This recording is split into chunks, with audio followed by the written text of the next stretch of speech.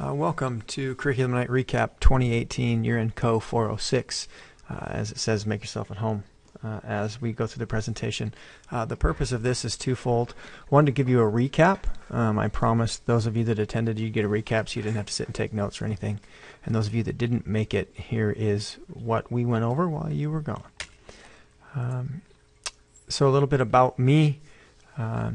Working around the numbers. I am 48 years old. I just celebrated my 20th wedding anniversary. I have two children. One is an 11-year-old boy here at Northlake in 6th grade. One is a 15-year-old female at the high school, sophomore. 29 represents the years since I've been coaching on and off because of children and things like that. Numerous sports at all levels, from kindergarten up through state tournament, high school sports. It's my 25th year of teaching. In 3 different districts in the state, almost all of them here at Northlake, actually. I've had equivalent of 10 years of college, 5 endorsed areas. I have a double major, biology, chemistry, and then I rounded out with a lot of math and earth science and general overview science endorsement, so I can qualify to teach any science and math in the state of Washington. So one of the things that I use to drive my decision making is the fact that in a 180-day school year, it's made up of these numbers that you see on the screen. I did update the me hours. For those of you that were here, the numbers increased due to a number of math. I guess I can just call them errors, but estimations that I made that I wanted to adjust based on newer caseloads and things like that. But what basically this says is, if you break down a school year between student, parent, and teacher time, if you spend an hour a day with your kids after school, Monday through Friday school days, you have 180 hours with them. If the 540 is there for families that might get to spend 3 hours after school, basically all the time from school till bedtime through dinner.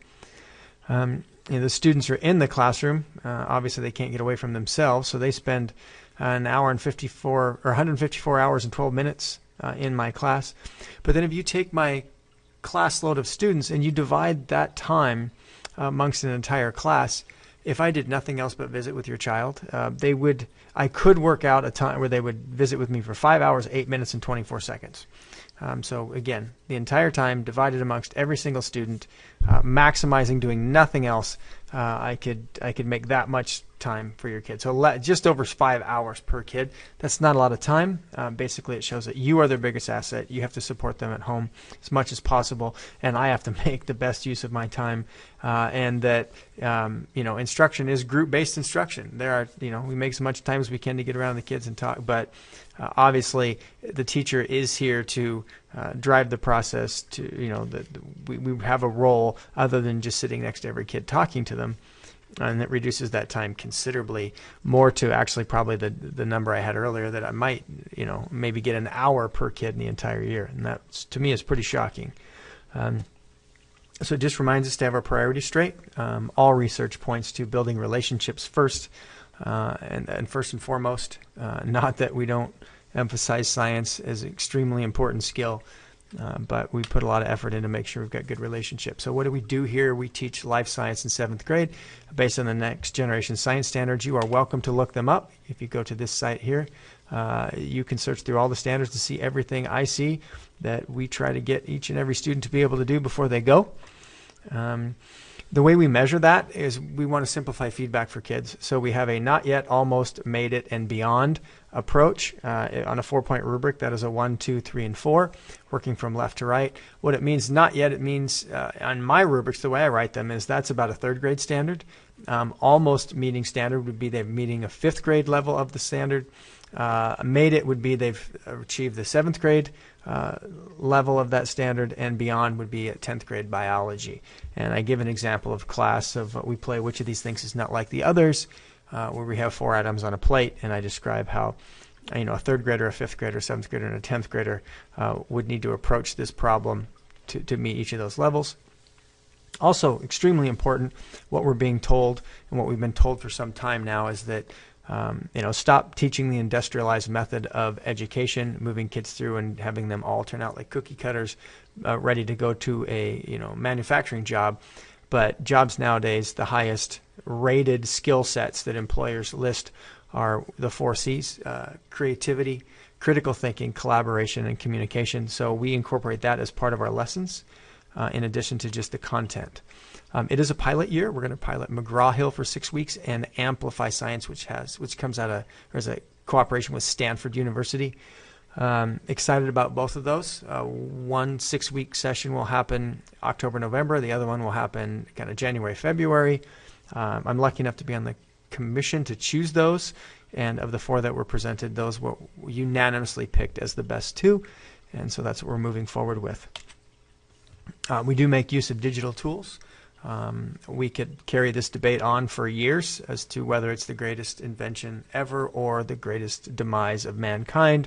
But the point is, they're here, they're part of our world, and someone needs to make sure that they demonstrate and teach kids what those devices are actually most meaningful uses and what they're capable of, because our children and our parents are kind of going through this at the same time. These haven't been around a long time.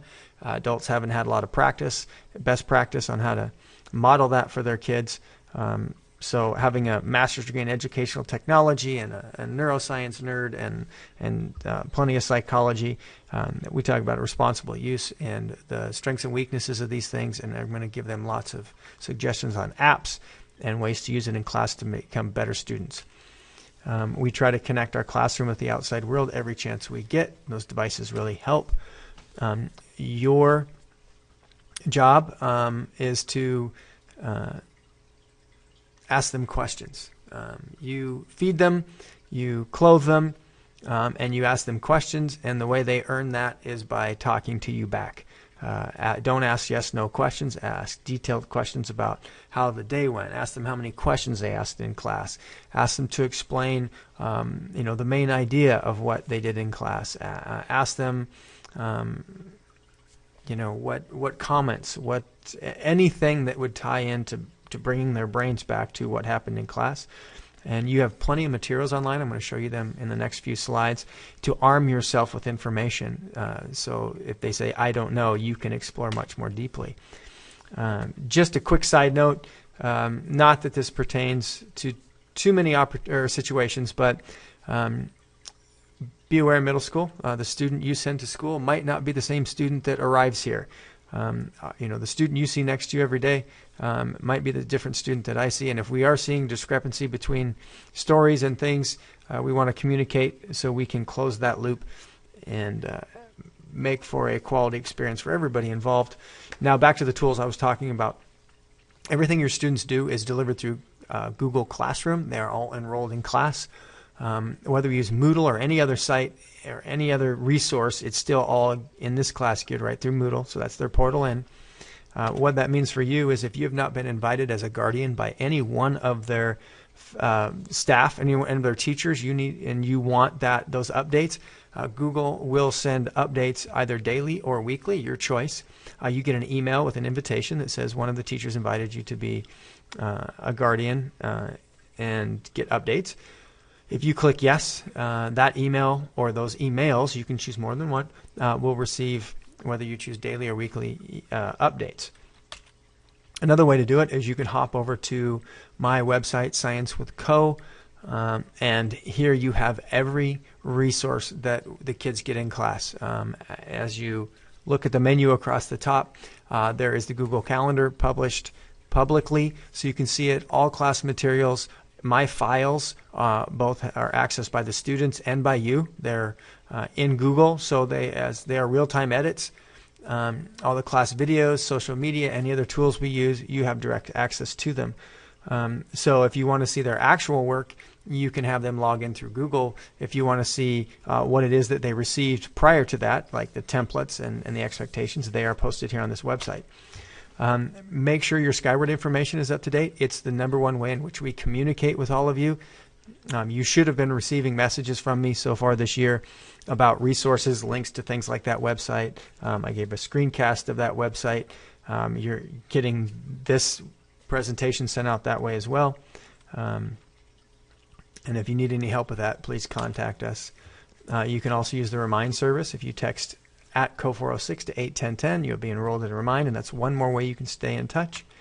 Other than that, thank you for coming. Next door at the end of the evening, Mr. Kraus in room 408 is giving a DC New York trip presentation to get people prepared for anyone interested that wants to go over spring break of this next year. And that's the end of the presentation.